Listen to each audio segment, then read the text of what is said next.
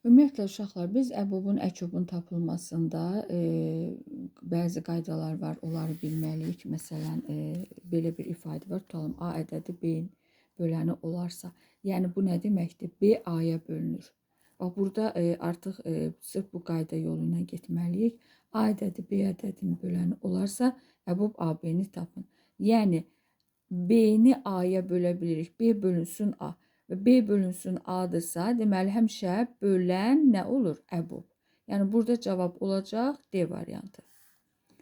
Sonra A ədədi B ədədinin B-nin böləni olarsa, bunun əkobu artıq olur B. Yəni B-ni A-ya bölə biliriksə, bu əkob, yəni həmişə ən kiçik ortaq bölünən. Yəni bölünən ədəd əkob götürülür. Böləni isə əbob götürülür.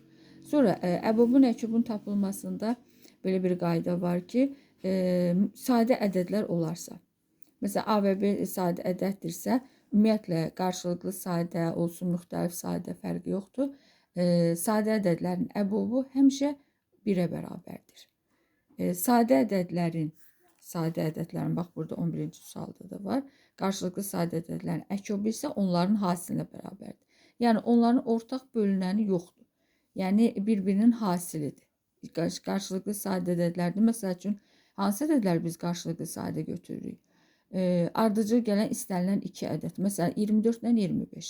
Ayrı-ayrılıqda 24 də, 25 də özü hər ikisi ayrı-ayrılıqda mürəkkəb ədədlərdir. Amma onların ortaq bir yerə gətirəndə qarşılıqlı sadə sayılır. Niyə? Çünki ikisinin bölündüyü ədəd ancaq 1-dir. İkisinə də bölünən ədəd onların hasilidir. Qarşılıqlı sadə ədəd dedikdə, deməli, ardıcıl gələn 2 ədəd götürülür. Sonra ardıcıl gələn 2 tək ədəd götürülür. Məsələn, 3 ilə 5, 5 ilə 7, 9 ilə 11. Bir də yəni müxtəlif sadə ədədlər götürülür. Bunlar da yəni qarşılıqlı sadə sayılır. Yəni qarşılıqlı sadə ədədlərin əbobu 1-ə, əkobu isə onların hasilinə bərabərdir.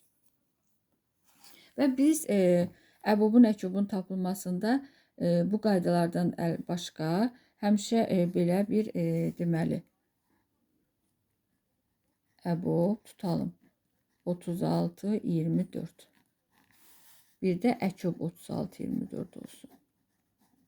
Yəni biz artıq bunlar nə qarşılıqlı sadə ədədlərdir, nə biri digərini bölənidir ki, biz o düsturla hesablama aparmadan birbaşa cavabını yazırıq. Bunlar hər ikisi müxtəlif ədədlərdir. Belə olanda biz nə edirdik? Vuruqlara ayırırdıq, sadə vuruqlara. Onların içərisində eyni olanları götürürdük. Eyni olan vuruqları bir-birinə vururduq. Bu əbob olurdu. Yəni belə uzun yolla gedirdi. Əbobun, əkobun tapılmasının bir sadə bir yolu da var. Uşaqlar, baxın, gəlin bu verilən ədədləri kəsrə çevirək. Yəni düzgün kəsrə. 36-da 24.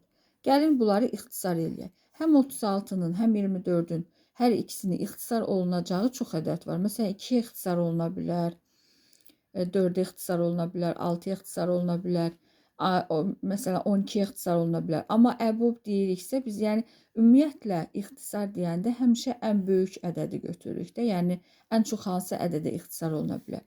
Deməli, həm 36-nın, həm 24-ün hər ikisi neçəyə ixtisar olunur? 12-yə.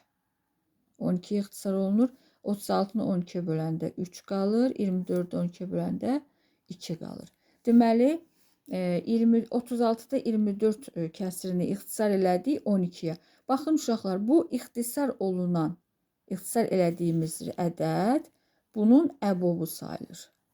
Yəni 12. Bir də var əkob. Əkobu necə tapırıq? Əkobu da bax bu verilmiş sadə yolla 24-ü 3-ə vururuq və yaxud 36-nı 2-yə vururuq. Hər iki halda cavabımız eləyir neçə? 72.